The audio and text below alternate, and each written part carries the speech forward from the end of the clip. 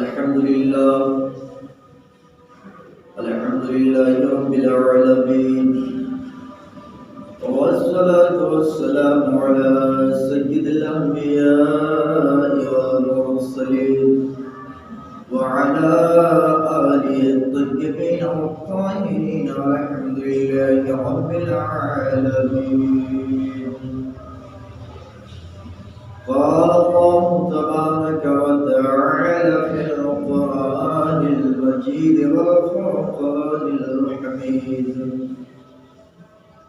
فإذا فرغت فانصب وإلى ربك فارغب. وعن علي بن أبي طالب رضي الله تبارك وتعالى عنه: الدعاء صلاح المؤمن، الدعاء صلاح المؤمن وعماد الدين ونور السماوات والأرض. وعن عائشة رضي الله تبارك وتعالى عنها: الدعاء والعبادة. آمنت بالله وصدق الله العظيم وبلغنا رسوله النبي الكريم، ونحن على ذلك من الشاهدين والشاكرين، والحمد لله رب العالمين.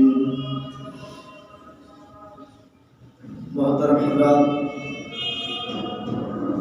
خطبہ کے بعد قرآن حکیم فرقان مجید سورہ الم نشرہ پارہ نمبر 30 آیت نمبر 6، 7 اور وہ حدیث پاک کی میں نے تلاوت کی ہے. اس سے متعلق کچھ گفتگو کروں. اس سے پہلے آئیے آپ اور ہم سب کے سب مل کر انتہائی عقیدت و محبت میں ڈوب کر حضور احمد مصطفیٰ محمد مصطفیٰ جناب محمد رسول اللہ صلی اللہ علیہ وسلم کی بارگاہ میں درود و سلام کا دیا نشان کرے اور پڑھا اللہم صلی علی سیدنا مولانا محمد وعلی آل سیدنا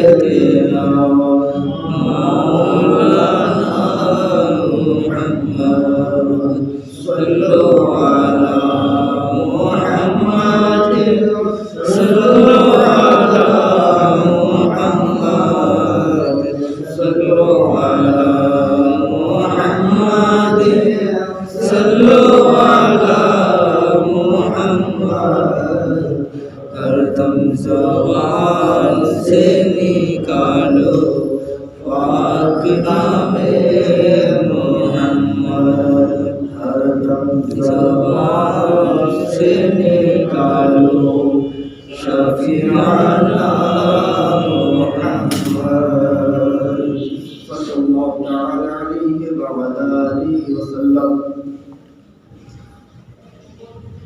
اور حضرات، خطبہ مسنونہ کے بعد قرآن حکیم فرقان مجید سورہ الم نشرہ پارہ نمبر 30 آیت نمبر 6، 7 اور حضرت علی سے مروی ایک حدیث اور حضرت عائشہ صدیقہ سے مروی ایک حدیث کی میں نے تلاوت کی ہے. اللہ پاک پروردگار عالم پاک کلام پاک میں ارشاد فرماتا ہے. اللہ پاک قرآن پاک کے مدد ارشاد کرے: فَإِذَا فَرَغْتَ فَانصَبْ وَإِلَىٰ رَبِّكَ فَارْغَب. دعا مومنوں کا ہتھیار ہے، دین کا کھمبا ہے، اور تمام آسمان اور تمام زمینوں کے لیے روشنی ہے. یہ تین چیز اللہ کے رسول نے فرمائی. ہتھیار کیوں ہے؟ ہتھیار کیوں ہم اٹھاتے ہیں؟ دشمنوں کو پراجیت کرنے کے لیے. جب ہم دشمنوں سے لڑنے جاتے ہیں، کوئی بھی آپ کا دشمن ہو، دشمن کا کوئی مذہب نہیں ہوتا، دشمن کا کوئی رنگ و روپ نہیں ہوتا، دشمن کا کوئی اصل ٹھکانہ نہیں ہوتا، تو دشمن سے لڑنے کے لیے ہم ہتھیار اٹھاتے ہیں. اور ہتھیار کون سا ہتھیار؟ جس ہتھیار سے آپ دشمن کو مات دے سکیں. مگر اللہ پاک حبیب نے فرمایا الدعاء سلاح المومن، دعا مومنوں کے لیے ہتھیار ہے اور دین کے لیے کھمبا ہے، بنیاد ہے۔ جیسے یہ دیوار ہے، دیوار کے نیچے جس کو یہ جو دیوار کے نیچے ہے اس کو کیا بولیں گے عربی میں؟ ایمان۔ ایمان کھٹی ہے، اگر کھٹی نہیں ہوگی تو دیوار کس کو ہے؟ کھٹی ہے۔ اس کے لیے دین کے ہتھیار کے بغیر دشمن سے لڑ نہیں سکتے اور کھٹے کے بغیر گھر قائم نہیں کر سکتے، روشنی کے بغیر جی نہیں سکتے۔ تین چیز اللہ کے رسول نے بتائی دعا کے بارے میں۔ یہ دعا مومن کا ہتھیار ہے۔ ہتھیار یہ ایک عام شبد ہے، ہتھیار۔ اب ہتھیار، لاٹھی بھی ہتھیار ہے، بندوق بھی ہتھیار ہے، بم بھی ہتھیار ہے، میزائل بھی ہتھیار ہے، ہائیڈروجن بم ہو، ایٹم بم ہو، جو بھی ہو سب ہتھیار ہے۔ تلوار یہ بھی ہتھیار ہے، مگر اللہ کے رسول جناب محمد رسول اللہ صلی اللہ علیہ وسلم نے کسی کا نام نہیں لیا کہ دعا ہتھیار ہے۔ تو کون سا ہتھیار ہے؟ آپ کی توجہ چاہتا ہوں، خود اللہ نے اپنے حبیب سے فرمایا۔ اللہ پاک کا سب سے زیادہ قریبی کنیکشن اپنے فَإِذَا فَرَغْتَ فَانْصَبْ وَإِلَىٰ رَبِّكَ فَارْغَب۔ اے نبی، جب آپ نماز سے فارغ ہو چکو، جب آپ نماز پڑھ چکو تو آپ دعا میں کوشش کرو اور اپنے رب کی طرف جھک جاؤ، مائل رہ جاؤ۔ تو جب نبی کے لیے دعا کرنے کا حکم ہے تو ہم تو عام مومن بنتے ہیں، ہمیں تو اور بھی دعا کرنے کی ضرورت ہے۔ دوستو محترم حضرات، جب اللہ پاک پروردگار عالم اپنے حبیب سے دعا کرنے کے لیے کہہ رہا ہے تو ضرور ہمیں بھی دعا کرنا چاہیے۔ اور گزشتہ جمعہ میں نے آپ سے کہا تھا کہ دعا کرنے کا کوئی ٹائم نہیں ہوتا، دعا کرنے کے لیے کوئی خاص آدمی نہیں ہوتا۔ رب کی بارگاہ عام ہے، اللہ کی بارگاہ عام ہے، وہاں جو بھی دعا مانگے گا اللہ اس کی دعا قبول فرمائے گا، اس کی دعا قبول فرمائے گا، کیونکہ جب دعا کرنے والا دعا مانگتا ہے تو اللہ جانتا ہے کہ میرے بندے کی نظر میں بس ایک آخری سہارا میں ہی ہوں۔ اگر میں اس کی دعا قبول نہ کروں گا، اگر میں اس کی ضرورت پوری نہیں کروں گا تو اس کی ضرورت کون پوری فرمائے گا؟ اللہ جانتا ہے۔ کون سنے گا؟ میں نہیں سنوں گا۔ تو اس لیے اللہ کی بارگاہ میں جو دعا کرے گا اس کی دعا سنی جائے گی، قبول کی جائے گی۔ اس میں متقی پرہیزگار کی کوئی تخصیص نہیں ہے کہ متقی کرے گا تو قبول ہوگی، گنہگار کرے گا تو قبول نہیں ہوگی، ایسا کچھ نہیں ہے۔ اس لیے ہمیں چاہیے کہ بہت زیادہ ہم دعا کرتے رہیں، اور دعا کرنے کے لیے مسجد میں آنا ہی ضروری نہیں ہے۔ آپ راستے میں چل رہے ہیں تو آپ دل سے رب کی بارگاہ میں دعا کیجیے۔ آپ کام کاج کر رہے ہیں وہاں بھی آپ دعا کیجیے۔ دعا کا تعلق اصل دل سے ہوتا ہے۔ ہاتھ اٹھانا یہ سنت ہے، حضور نے بھی ہاتھ اٹھایا، صحابہ نے بھی ہاتھ اٹھایا، تو ان بزرگوں کے سنت کو ہم اپنائیں گے اور ہاتھ اٹھا کے دعا مانگیں گے۔ اگر کوئی اگر بغیر ہاتھ اٹھا کے بھی دعا مانگے تو یہ بھی مانگنا جائز ہے۔ لہذا جھگڑا ختم۔ کچھ لوگ یہ کہتے ہیں کہ ہاتھ اٹھا کے ہی مانگنا ہوگا، اور کچھ لوگ تو یہ کہتے ہیں ہاتھ اٹھا کے مانگنا ہی شرک ہے۔ استغفر اللہ لا، یہ سوچ کی کمی ہے، علم کی کمی ہے۔ اگر آدمی سوچے سمجھے بجھے، ایک چیز دیکھیے، ہم اگر کسی کے پاس مانگنے جائیں گے تو ہم جس سے مانگ رہے ہیں وہ جس طرح سے وہ سمجھ جائے اسی طرح ہم مانگیں گے۔ اگر ہاتھ اٹھا کے مانگنا وہ سمجھ میں آتا اس کو تو ہم ہاتھ اٹھا کے مانگیں گے، اگر منہ سے سمجھتا ہے سامنے والا تو منہ سے مانگیں گے، وہ جیسے سمجھ رہے ہم ویسے ہی مانگیں گے۔ مگر اللہ تبارک و تعالیٰ دعا اٹھانے سے پاک، ہمارے دعاؤں کی ضرورت نہیں۔ اگر دعا اٹھانا ہی ضروری ہوتا تو جن کے ہاتھ نہیں ہے تو وہ کیسے جائز یہ بھی ہے، جائز وہ بھی ہے۔ ہاتھ اٹھا کے کرنا بھی جائز، ہاتھ نیچے کر کے بھی دعا مانگنا جائز، جائز دونوں ہے، مگر ہاتھ اٹھا کے مانگنا سب سے زیادہ عمدہ، بہتر، مستحب، مستحسن اور سنت ہے۔ عزیزان گرامی، اب میں کچھ حدیثیں آپ حضرات کو سناؤں۔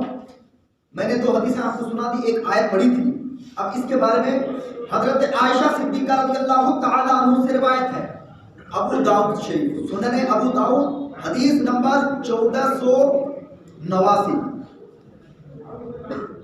ترمذی شریف 2969، ابن ماجہ 3828، یہ حدیث نمبر ہے۔ حضرت عائشہ صدیقہ سے روایت ہے، وہ فرماتی ہیں الدعاء هو العبادہ، دعا عبادت ہے۔ تو دعا صرف اللہ سے مانگی جائے گی۔ گزشتہ جمعہ میں نے کہا تھا کہ دعا صرف اللہ سے اور کسی سے نہیں، کیوں کہ دعا تو عبادت ہے نا، اور عبادت صرف اللہ کی جاتی ہے، اللہ کے علاوہ کسی کی عبادت نہیں کی جاتی، اس لیے دعا صرف اللہ سے مانگی جائے گی۔ لہذا جو لوگ مزاروں پہ جاتے ہیں، پیروں کے درگاہوں میں جاتے ہیں، اور واقعتاً وہ صحیح درگاہ ہے، مزار صحیح ہے، وہ واقعتاً ہے، تو وہاں آپ جا کر کے مزار والے سے دعا مت مانگی، یہ ناجائز و حرام ہے، شرک تک ہے۔ ہاں، دعا اللہ سے مانگی، یہ دل کی دعا کا تعلق اللہ سے ہونا چاہیے، اور جو صاحب مزار ہے، مزار والا، اس کو وسیلہ بنا سکتے ہیں کہ اے اللہ اس مزار والے کے صدقے میں ہماری دعا قبول فرما۔ ایک چیز اور یہاں میں آپ کو سمجھا دوں، کچھ لوگ دعا کے لیے مزار جانا ضروری سمجھتے ہیں، حالانکہ ایسا نہیں ہے کہ مزار جانا ہی پڑے گا۔ آج کل تو مزار کمائی کا بازار بن گیا ہے، مزار کمائی کا بازار بن گیا ہے، کمائی کا اڈا بن گیا ہے، کمائی کا دھندا بن گیا ہے۔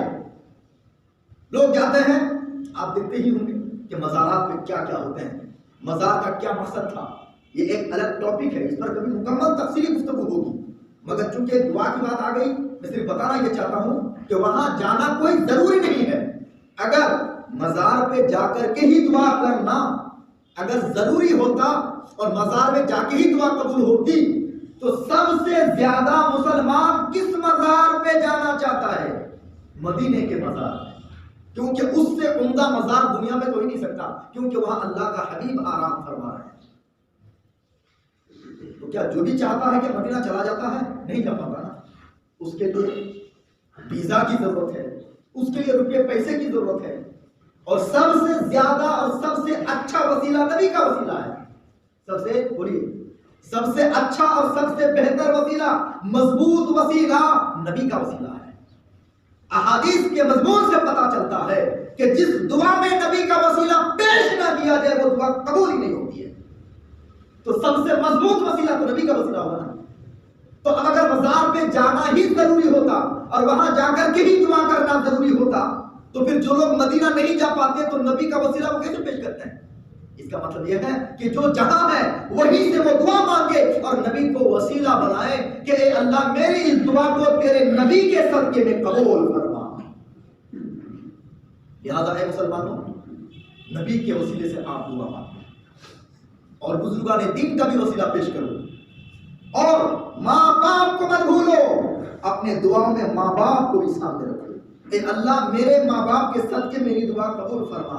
آپ کی ماں چاہے نمازی ہو یا بے نمازی ہو، چاہے ماں باپ گنہگار ہو یا متقی پرہیزگار ہو، مگر دعا میں ماں باپ کو بھی شامل کر لو، اس لیے کہ ماں باپ کا جو وسیلہ ہوتا ہے اللہ کو پسند ہوتا ہے، اس لیے وسیلے میں ماں باپ کو بھی شامل کر لیا کرو، تو دعا اور زیادہ قبول ہونے کے قریب ہو جاتی ہے۔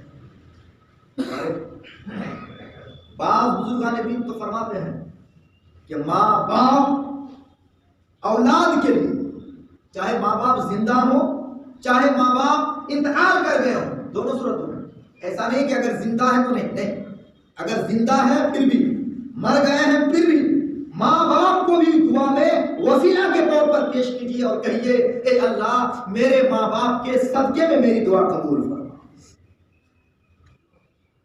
اور ماں باپ سے دعا کرائیے، ہم سے زیادہ آپ اپنے ماں باپ سے دعا کرائیے۔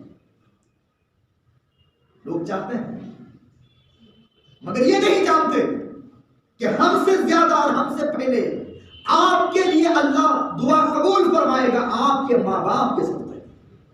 ہم سے پہلے آپ کے ماں باپ کی دعا آپ کے حق میں پہلے قبول فرمائے گا۔ اے میرے اسلام کے شہزادوں، ماں باپ کو تکلیف دینے والوں، ماں باپ کو بھول جانے والوں، ماں باپ کو ستانے والوں، سنو، کبھی کبھی میں خود اپنی بات بولتا ہوں، ہو سکتا ہے کہ کبھی کبھی میں لالچ میں آپ کے لیے دعا کرتا ہوں کہ میں دعا کروں گا تو 100 روپیہ مجھ کو مل جائے گا، مگر ماں باپ کبھی لالچ نہیں کرتے، وہ جب بھی دعا کرتے ہیں تو اپنی اولاد کے لیے صحیح بھی دعا کرتے ہیں۔ اے مسلمانوں، ماں باپ کو مت بھولنا، اور ماں باپ کو ستا کے دعا کرو گے پھر وہ دعا قابل قبول نہیں ہوگی۔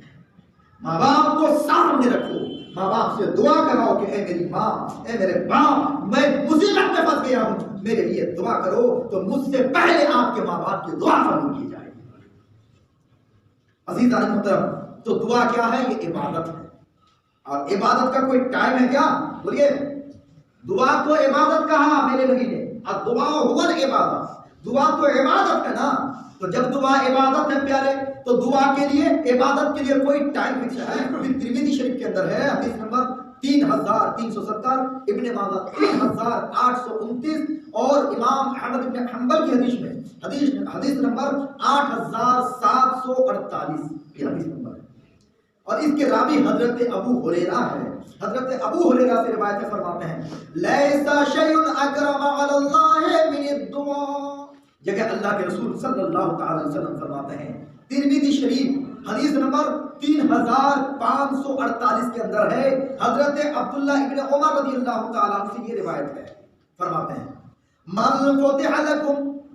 فتح له منکم باب الدعاء فتحت له ابواب الرحمة وما سعد الله شيئا احب اليه من ان يسأل العافية ان الدعاء ينفع مما نزل ومما لم ينزل فعليكم عباد الله بالدعاء۔